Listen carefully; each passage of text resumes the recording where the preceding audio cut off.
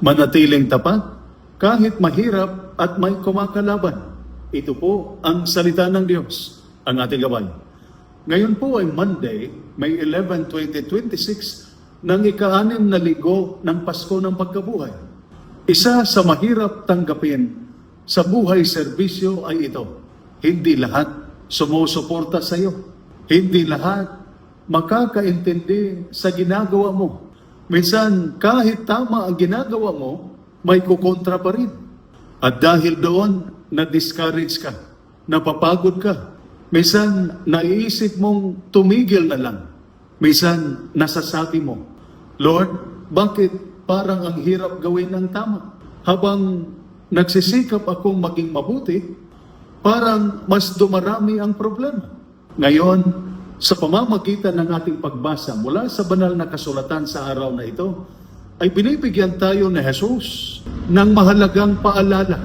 Ang pagsunod sa Diyos ay hindi laging madali. Pero huwag mawalan ng tapang dahil kasama mo ang Espiritu Santo. Sa ating unang pagbasa mula sa Gawa ng mga Apostol, chapter 16, verses 11 to 15, ipinangaral ni San Pablo ang salita ng Diyos kay Lydia. At sinasabi ng unang pagbasa na binuksan ng Diyos ang kanyang puso. At dahil bukas ang puso niya, nakinig siya, naniwala siya, nagbago ang buhay niya. Naging pagpapala pa siya sa kanyang pamilya. Napakahalagang aral nito para sa atin. Malakas kumilos ang Diyos sa taong marunong makinig at magbukas ng puso para sa Kanya. Hindi kailangan maging pinakamalakas at pinakamagaling. Ang kailangan ay pusong handang makinig sa Diyos. Sa ating Ebanghelyo, mula sa Ebanghelyo ni San Juan, chapter 15, verse 26 to chapter 16, verse 4, naging diretso sa Jesus sa Kanyang mga alagad. Sinabi niya, may mga taong kukontra sa iyo. May mga taong uusig sa iyo. Ang pagsunod sa akin ay may kasamang hirap. Bakit? Dahil hindi lahat tatanggap sa katotohanan. Dahil hindi lahat tatanggap sa katotohanan. Ang kabutihan ay humahamon sa maling paraan. Ang pananampalataya ay humahamon sa kadiliman. Pero hindi sila iniiwan ni Jesus. Ipinangako niya. Ang Espiritu Santo ang magpapalakas sa inyo. Ang Espiritu Santo ang gagabay sa inyo. Ang Espiritu Santo ang magbibigay tapang sa inyo. Ibig sabihin, hindi mo kailangang harapin mag-isa ang laban ng buhay. Minsan, nakakapagod gawin ang tama. Minsan, nakakalungkot maging tapat habang may ibang gumagawa ng mali. Minsan, parang mas madaling sumabay na lamang kaysa manindigan. At baka minsan naiisip mo, parang ako lang ang lumalaban para sa tama. Nakakapagod ng umintindi.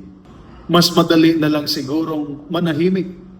Pero ngayon, pinaalalahanan tayo ni Jesus. Huwag mong isoko ang tama dahil lamang mahirap ito. Dahil ang tunay na pananampalataya ay hindi nasusukat kapag madali ang buhay. Nasusukat ito kapag nananatili kang mabuti kahit may pressure, criticism at hirap. Ang tunay na panganib ay hindi oposisyon o problema, kundi ang unti-unting pagkawalan ng tapang at pananampalataya dahil sa discouragement. Kapag nawalan ng loob ang tao, tumitigil siyang magdasal. Tumitigil siyang manindigan sa tama. Tumitigil siyang gumawa ng mabuti. Kaya buksan mo ang puso mo sa Diyos. Manatiling tapat kahit mahirap ang buhay. Palalakasin ka ng Espiritu Santo sa bawat laban mo. Ito po ang salita ng Diyos, ang ating gaway. Manalangin tayo. Panginoon, buksan mo ang aming puso tulad ni Lydia. Kapag ang aming mga sundalo at lahat ng nasa serbisyo ay nadi-discourage, palakasin mo sila. Kapag nasusubok ang kanilang pananampalataya, gabayan mo sila. Kapag mahirap ang kanilang buhay, tulungan mo silang manatiling tapat.